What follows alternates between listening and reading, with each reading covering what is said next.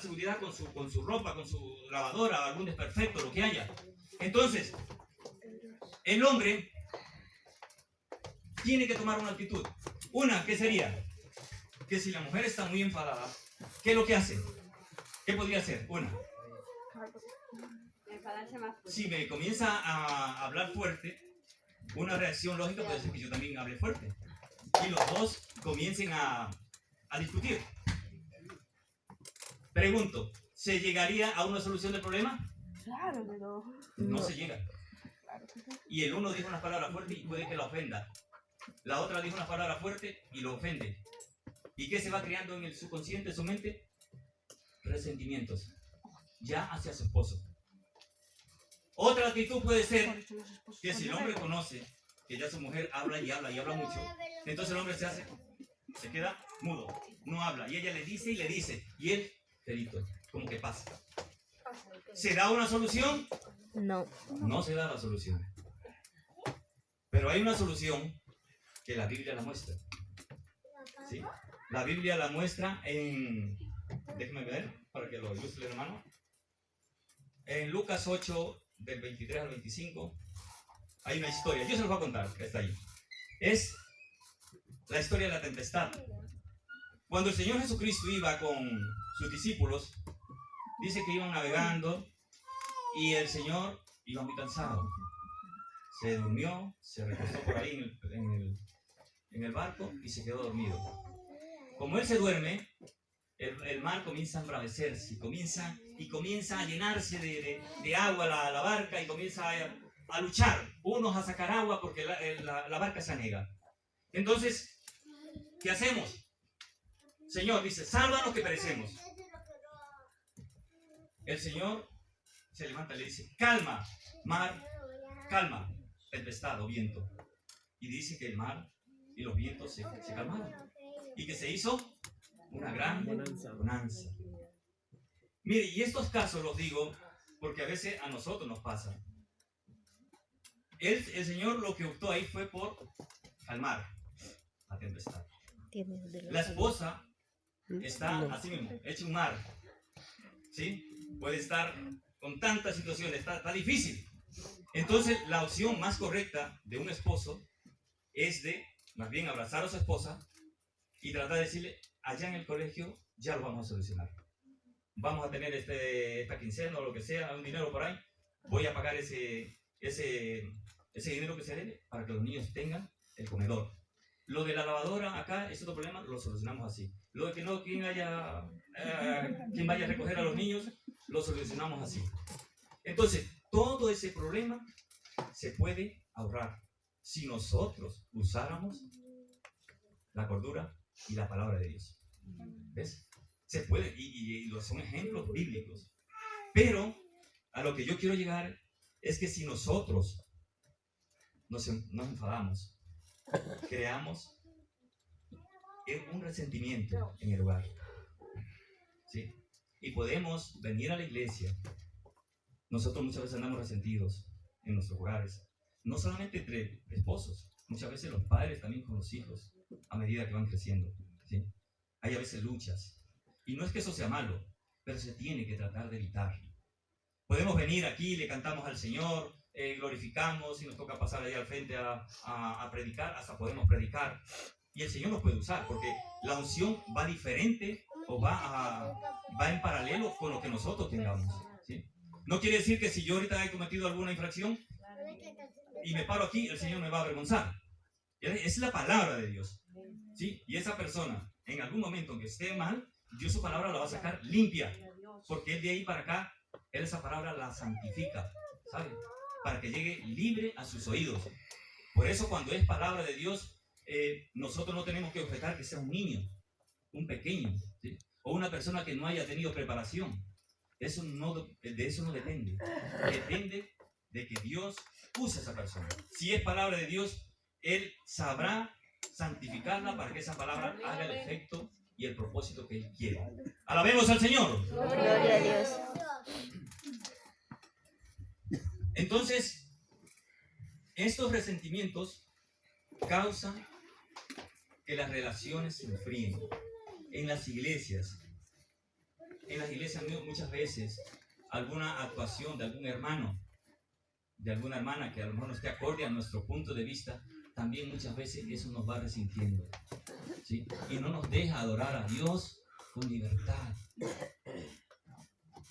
Nosotros hemos visto muchas veces, a medida que vamos avanzando, vamos teniendo pruebas de este tipo. Todos tenemos que pasar por ahí, todos. A medida que nos acercamos a Dios y le vamos sirviendo, vamos viendo más dificultades, ¿sí? Por eso un pastor tiene que pasar más dificultades que nosotros los que estamos siguiendo ahí, ¿sí? Usted va a ver menos dificultad entre menos estén, entre más lejos, ¿sí? Porque está viendo de lejos. Pero si usted se acerca, tiene que saber que hay dificultad.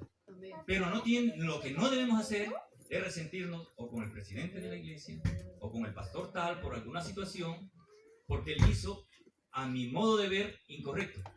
Pero a lo mejor a la forma de él era lo correcto, ¿sí? Y nosotros muchas veces ya juzgamos o decimos, o nos parece que es así, y nos resentimos. Eso siembra el enemigo. Eso quiere sembrar en nosotros. Por eso, cuando comienza a ver esa raíz, ese resentimiento, se van acumulando. Un problema mal sanado ocasiona otro problema. Y otro problema mal sanado, se va acumulando todo eso, ¿sí? Y eso hace que muchas veces las relaciones, hablando de esposo, se terminen, se enfríen primeramente. Por eso usted escucha, dice por ahí, el hermano cayó en pecado o la hermana. ¿Por qué? Si estaban juntos, si se les veía bien, se les veía, como decíamos ahora, como esta planta. Usted los puede ver bien, pero nunca sabe lo que hay en el fondo. Nosotros, como creyentes, iglesia, nosotros como creyentes, tenemos que esforzarnos a alcanzar ese perdón de Dios. Porque si nosotros dejamos que las cosas vayan sin tratarlas, se acumulan y después ya es un peso que no lo podemos llevar. Alabemos al Señor. Esta raíz de la amargura es uno de los temas. Al final yo les daré un ejemplo al final de esto. Hay otra raíz que podríamos decir así, podríamos decir que es como otro de esos, ¿cómo se llama? Acreedores que quieren robarnos nuestra paz, ¿sí? Otro podría ser la lascivia. Son cosas que están escondidas. Yo estoy hablando esto en función de nosotros como creyentes. Y también las visitas que están aquí lo vayan mirando. La lascivia es una especie de un deseo, ¿sí? Que lo podemos ver Santiago 4:1. Santiago 4:1 lo vamos a leer. Es un deseo muchas veces que es incontrolado. Está dentro de nuestro ser. ¿De dónde vienen las guerras y los pleitos entre vosotros? ¿No es de vuestras pasiones, las cuales combaten en vuestros miembros? Mira, la lascivia, deseo. Y aquí nos escapa prácticamente, somos tentados, porque tentados por el tentador, no por Dios, ¿sí? Porque Dios no tenta a nadie ni puede ser tentado. Entonces, este es otro de los fenómenos que ocurren a los creyentes, ¿sí? La lascivia es un deseo. Imagínese usted, puede ser soltero o puede ser casado, ¿sí? Puede ser la persona casada. Y cuando hay este tipo de situaciones que hemos pasado, las amarguras, los problemillas que han quedado guardados en esa pareja, el hombre, por decir, sale a su trabajo y en el trayecto puede mirar hay tantas mujeres que pasean y a veces se visten en una forma que usted sabe cómo se visten afuera, ¿sí? Entonces el hombre tiene que combatir con él mismo, en su interior, ¿sí? Para que sus ojos... Por eso uno debe encargarle a Dios sus manos, sus ojos, su boca, sus oídos, para no ver, ¿sí? Cosas que realmente no puede. Porque es normal, usted pasa y la vista es natural. Pero vamos a ver lo que usted puede conseguir después que ve algo. ¿Sí? Eso tenemos que cuidar. La lascivia es un deseo que después, me parece que lo tengo aquí, perdón. No sé si Santiago 1, 13 al 15. A ver si lo vamos a leer ahí, a ver si está ahí.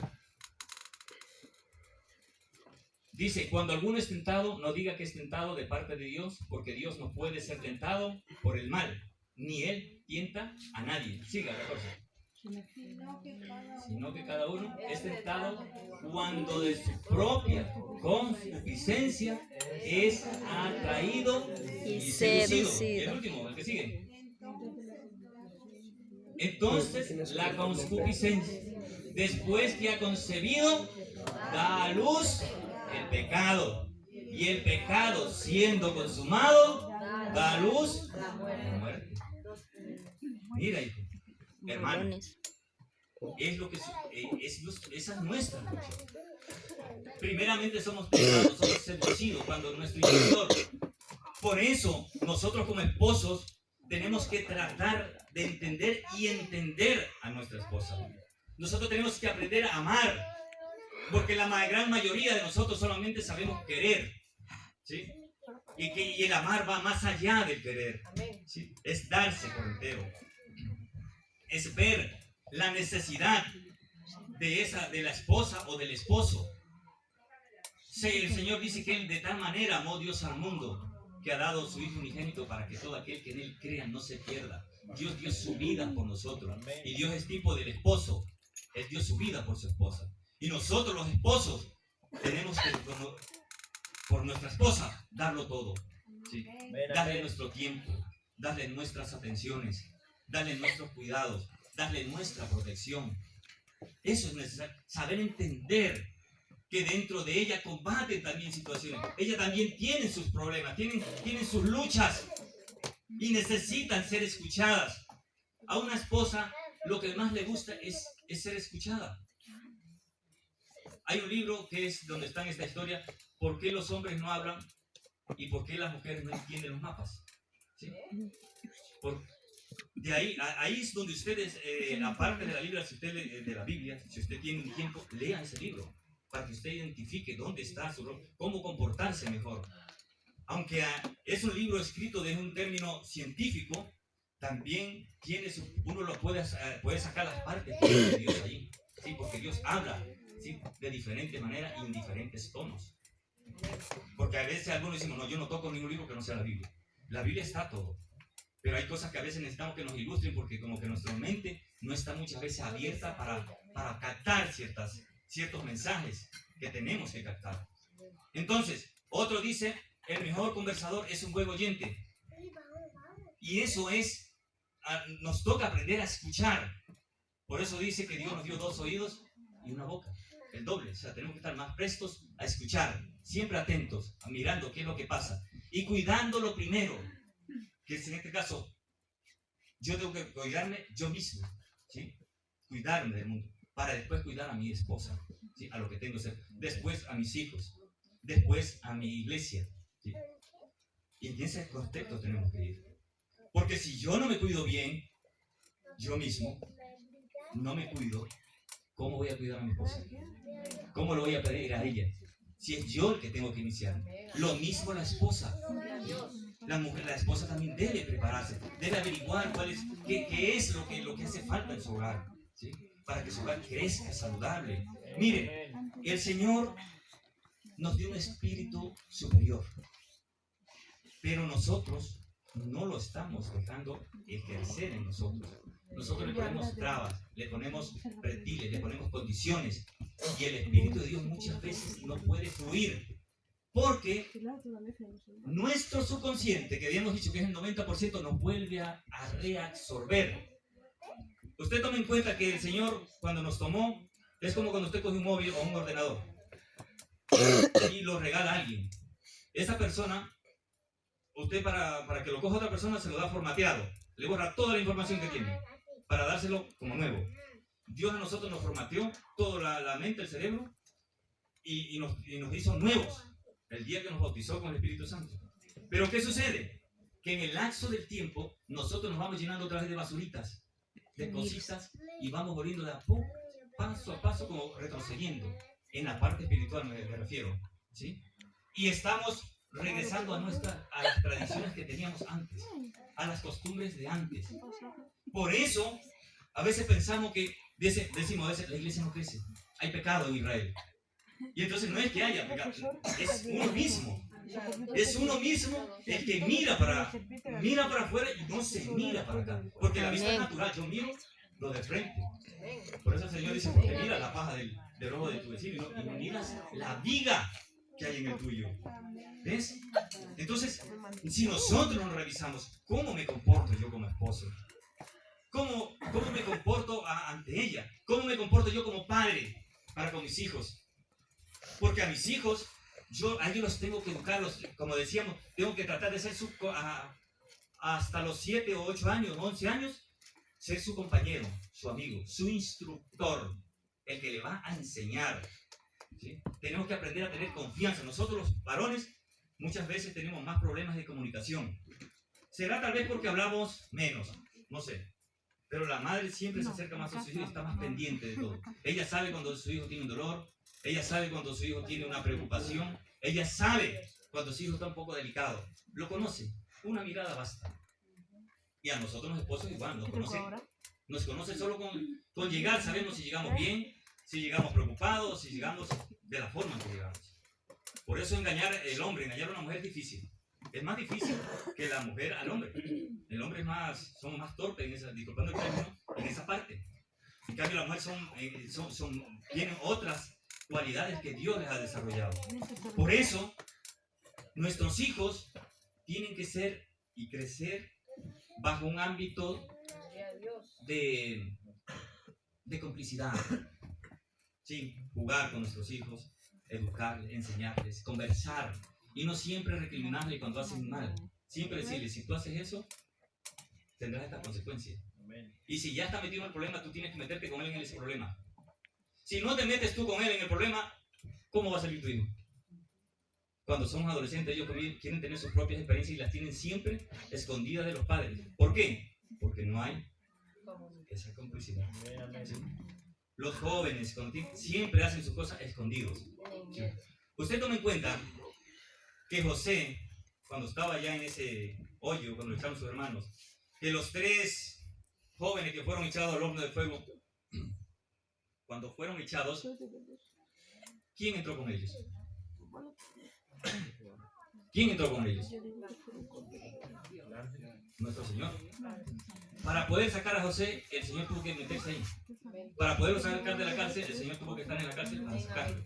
A los otros que estaban en el horno de fuego, el Señor tuvo que meterse para sacarlos de ahí. Nosotros, si queremos a nuestros hijos sacarlos de algo, tenemos que meternos. No esperemos que el colegio, los amigos de afuera los saquen. Nosotros. Por eso es nosotros los que tenemos que hablar claro con ellos, explicarles las cosas y hacerlos sentir que ellos lo que valen. Enseñarles, enseñanza. Es la enseñanza y nuestro ejemplo vale más que 1000 palabras. Amén, amén. Porque nosotros podemos enseñar tanto, pero si yo no hago las cosas, si yo voy a la iglesia y mi hijo me ve que yo a la iglesia bien consagrado y todo, pero en la casa no, ¿cómo yo le predico a él? ¿Cómo? Entonces, nosotros tenemos que tratar de ser lo más derechos posibles, para que eso sea el ejemplo, para que mi hijo, los hijos ven el ejemplo. Y según el ejemplo, ellos crecen con esa misma dirección. Para terminar, cuando yo estaba allá en Santo Domingo, el profesor, mire que nuestros hijos aquí, aunque crecen con problemillas, no se comparan a los hijos de las personas que no temen a Dios. Niños que, me recuerdo que una vez fuimos a dejarles unas cosas a ellos, había como unos 3, 4 niños así, dormían en periódicos, le hablo de Santo Domingo de los Florados, en Ecuador, y les llevábamos comida y les preguntábamos, ¿por qué se iban de la casa? ¿Por qué?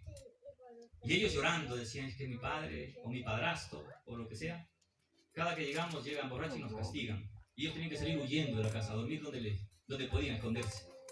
Entonces imagínate tú el maltrato que puede recibir un niño, ¿cómo puede crecer esa criatura? Cuando sea joven, ¿cómo va a ser él? Allá compraban el cemento de contacto y lo ponían con algo, tenían que oler, drogarse para poder conciliar el sueño, para poder dormir. O sea, y cuando tú escuchas los lamentos de ellos, lo que te explican, te da ganas de llorar realmente. Y nosotros, mira, Iglesia del Señor, aquí hemos entrado en una dinámica, como es un país diferente, casi no nos asociamos con los pequeños o con otras personas, porque ahora todo es peligro, te pueden acusar de tantas cosas. Pero hay jóvenes, hay niños maltratados aquí también, muchísimos, ¿sí? Que ellos optan por irse a tomar una droga, por fumar algo, por estar fuera, porque en su casa muchas veces no la soportan. ¿Sí? Y eso que está en el mundo, muchas veces nosotros lo vamos absorbiendo. Nuestros jóvenes, por eso muchas veces están un pie allá y un pie acá. Porque les es difícil, iglesia. Es difícil luchar porque hay un mundo que cada día va más negro, más oscuro. Pero el Señor nos ha puesto a nosotros como luminares para que nosotros podamos enseñar, para que nosotros seamos luz en nuestra casa. Nosotros como pareja tenemos que ser diferentes a las parejas de fuera. No hay comparación. No tiene que haber entre nosotros esas diferencias, esas cosas. La única, iglesia, la única manera de que nosotros podamos ser como esposos y como familia, con los hijos, realmente felices es humillándonos a nuestro Dios y de rodillas clamarle desde lo más profundo, ¿sí? Desgarrando nuestra alma, decir: Señor, sáname de esto. Porque si tú no te sanas, puedes vivir con tu esposo años y no ser feliz. Y ahí dirás, como dice Carlos Sánchez en un libro de La Última Oportunidad, que es para las parejas que necesitan una última oportunidad, decía: ¿en dónde estabas, Dios mío, cuando me diste a esta esposa? ¿Dónde estabas cuando me diste a este esposo? Y comienza uno a reclamar cuando vive esos momentos difíciles. Entonces le reclamamos a Dios, pero es porque nosotros estamos heridos. Y cuando se está herido, iglesia, no se puede trabajar bien, no se puede vivir bien. Tenemos que sanarnos. Nosotros, mire, si damos un poquito de amor a nuestra esposa, a nuestros hijos, a nuestros hermanos, cambia. Si nosotros damos un poquito de amor a esas almas, a esos jóvenes que hay afuera, esa gente está ávida, está sedienta de cariño, de comprensión. Los ancianos abandonados en este país, jóvenes, adultos y ancianos, son prácticamente abandonados, porque cada uno crece en un mundo, es como un egoísmo, trata de sobrevivir a su manera, pero no hay esa comunión, esa piña, esa confraternidad, no la hay, iglesia. Y yo como reflexión le dejo este ejemplo que me pasó cuando yo también allí en San Domingo, alguna vez lo dije. Yo daba los terceros cursos y había un curso donde se habían reunido solo los que eran chicos, venían de hogares desorganizados, chicos que andaban en drogas, en pandillas, y eran muchos.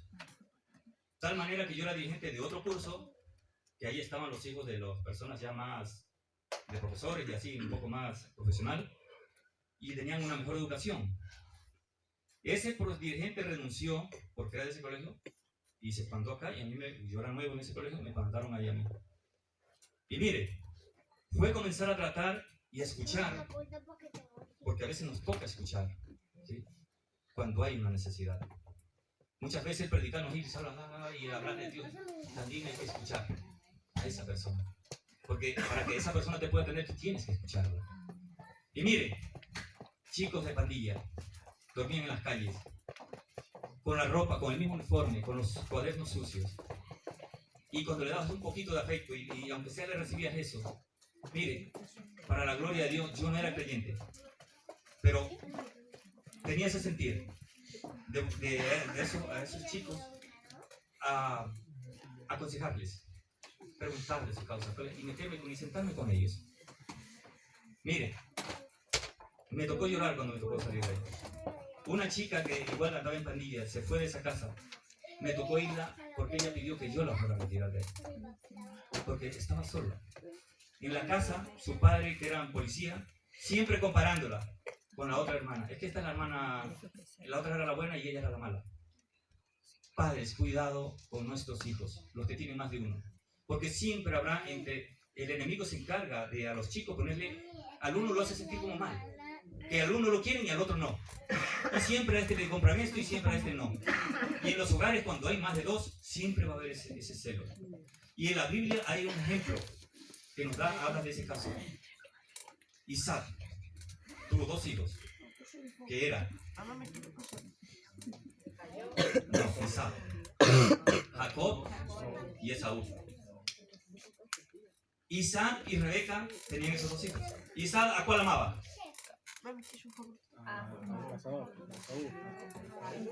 Isaac amaba a Esaú y Rebeca amaba a Jacob. Recuerde que Rebeca es la que hace todo el trámite cuando él iba a dar la bendición a Esaú era el primogénito.